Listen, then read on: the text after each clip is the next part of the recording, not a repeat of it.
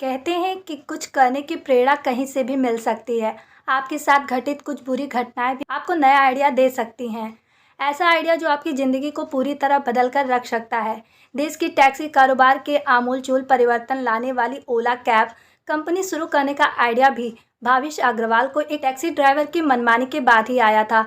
उन्हें महसूस हुआ कि देश में ऐसी कैब सर्विस की सख्त ज़रूरत है जिसका किराया कम हो, यात्री के प्रति ड्राइवर जिम्मेदार हो और आसानी से टैक्सी कभी भी और कहीं भी सुलभ हो। अपनी खराब यात्रा अनुभव से सबक लेकर भावेश ने कैब सर्विस शुरू की। घर वालों को जब उन्होंने माइक्रोसॉफ्ट की अपनी शानदार नौकरी छोड़ कैब कंपनी बनाने की योजना बताई तो विचार को जमा नहीं। उन्हें लगा कि भावेश ट्रैवल एजेंसी खोल रहा है, लेकिन भावेश के दिमाग में तो देश के टैक्सी बिजनेस को बदल कर रख देने वाला प्लान तैयार हो चुका था। 2011 में उन्होंने बेंगलुरु में अंकित भाटी के साथ मिलकर ओला कैब्स की नींव रख दी। आज ओला कैब्स 39,832 करोड़ रुपए मूल्य वाली कंपनी बन चुकी है।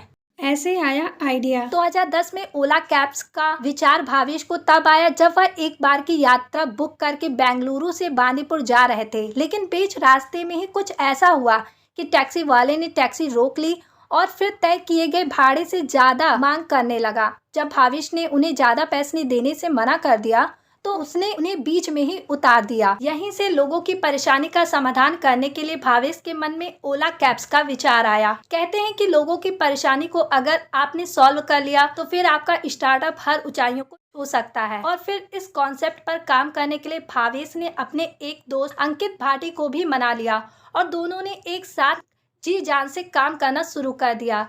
वैसे शुरुआती समय में और भारतीय पेरेंट्स की तरह ही भावेश के माता पिता भी उनके जॉब छोड़ने की वजह से खुश नहीं थे, क्योंकि उन्हें लगता था कि भावेश को अभी और भी एक्सपीरियंस की जरूरत है। लेकिन जल्द ही स्नैपडील की फाउंडर कुणाल बहल ने जब ओला कैब्स को फंड दिया तो फिर घर वालों का सपोर्ट भी भावेश को मिलने लगा। दोस्तों, ओला कैब्स के फाउंडर भावेश का मानना था कि बिजनेस आइडिया तो हर किसी के पास हो सकता है, लेकिन जब तक आइडिया को सही तरीके से एग्जीक्यूट नहीं किया जाता तब तक सफलता नहीं मिलती है।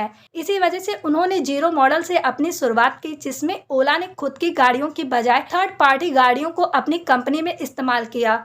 इस मॉडल में कोई भी भारतीय व्यक्ति जिसे ट्रांसपोर्ट अथॉरिटी से वैलिड परमिट मिली हो वो अपनी गाड़ी इस कंपनी के साथ लगा सकता था। इस तरह से पूरे प्लान करने के बाद से ओला ने अपना पावरफुल मोबाइल एप्लीकेशन भी लॉन्च किया, जिसके जरिए कोई भी अपनी लोकेशन से दूसरे लोकेशन जहां तक उन्हें जाना है वहां तक की टैक्सी घर बैठे ही बुक कर सकता है। जो भी किराया होता है वह यात्री और ड्राइवर दोनों के मोबाइल पर ही दिखाई देता है। और दोस्तों, इसी तरह से ना जाने कितनी सुविधाओं के साथ ओला कैब्स हमारी लाइफ स्टाइल का हिस्सा बन चुका है। रिपोर्ट्स की माने तो कैब सर्विस के लगभग 60% हिस्से पर ओला ने अपना पैर जमा रखा है। इसके अलावा डूबती हुई फूड टेक कंपनी फूड पांडा को भी ओला कैब्स ने दिसंबर 2017 में अधिग्रहित किया। ओला की कहानी अभी महज कुछ साल ही पुरानी है, लेकिन ऐसा लगता है कि न जाने कितने दशकों से हमारे साथ है।